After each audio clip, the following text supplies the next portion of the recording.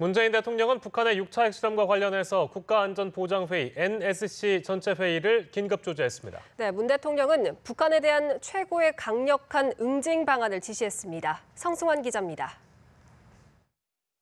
북한 풍계리에서 인공 지진이 감지됐다는 소식이 전해진 직후 청와대는 상당히 긴박하게 움직였습니다. 문재인 대통령은 오후 1시 반부터 긴급 NSC 전체 회의를 주재하며 북한 핵실험과 관련한 대응 방안을 논의했습니다. 회의는 1시간 반가량 진행이 됐는데 문 대통령이 NSC 전체 회의를 주재한 건 이번이 4번째입니다. 굳건한 한미동맹을 기반으로 면밀한 정보 공유 그리고 국제사회를 통한 대북 압박 제재 강화 방안이 논의가 됐습니다. 이와 관련해 정의용 청와대 국가안보실장은 회의 결과를 발표를 했습니다. 정 실장은 문 대통령이 북한 핵미사일 개발 고도화를 결코 용납하지 않겠다고 강조했다고 전했습니다. 이어 문 대통령이 ICBM급 미사일 발사와 핵실험 등 연일 도발하는 북한의 국제사회와 함께 최고의 강력한 응징 방안을 지시했다고 밝혔습니다. 또 한미동맹 차원의 연합 방위태세를 토대로 북한에 대한 적극적인 대응 방안을 마련하고 추가 도발 대비에 만전을 기할 것을 지시했다고 설명했습니다.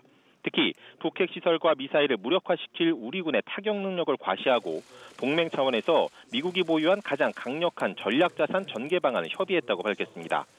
이어 북한 핵 미사일 계획을 완전하고 검증 가능하며 비가역적으로 포기하고 고립시킬 유엔 안보리 결의 추진 등 모든 외교적 방법을 강구하기로 했다고 강조했습니다. 정의용 안보실장은 NSC 전체 회의 전후로 허버트 맥메스터 미국 백악관 국가안보보좌관과 2차례 긴급 통화를 갖고 북핵 대응 방안과 대책을 협의했다고 전했습니다. 그러면서 빠른 시일 내에 한미 양국 정상이 전화통화를 갖고 북 도발에 보다 강력한 대응을 협의하기로 했다고 말했습니다. 이런 가운데 그동안 대화와 압박 병행을 강조해온 문재인 정부의 대북 기조에 변화가 있을지 주목됩니다.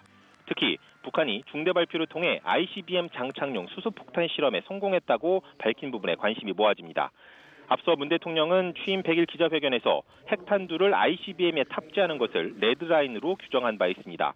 그런 만큼 이번 도발을 과연 레드라인을 넘는 것으로 판단하는지 여부에 관심이 쏠립니다. 이와 관련해 청와대 핵심 관계자는 아직 완성 단계로 보지 않는다. 여전히 가야 할 길은 남아있다고 본다라고 말했습니다. 여기에 북한의 연이은 고강도 도발로 제재 압박 목소리를 키우고 있는 국제사회가 추가적인 고강도 대응책을 내놓을지도 주목됩니다. 유엔 안보리 제재 결의안의 원유 공급 중단 등이 추가적으로 담길지 중국과 러시아가 어떤 반응을 보일지도 관심입니다. 이런 가운데 문 대통령은 이번 주 수요일 블라디미르 푸틴 러시아 대통령과 정상회담을 가질 예정입니다. 이 자리에서 양국 정상은 북핵 도발에 대한 긴밀한 공조 방안 등에 대해 심도 있게 논의할 것으로 보입니다. 청와대에서 연합뉴스TV 성수환입니다.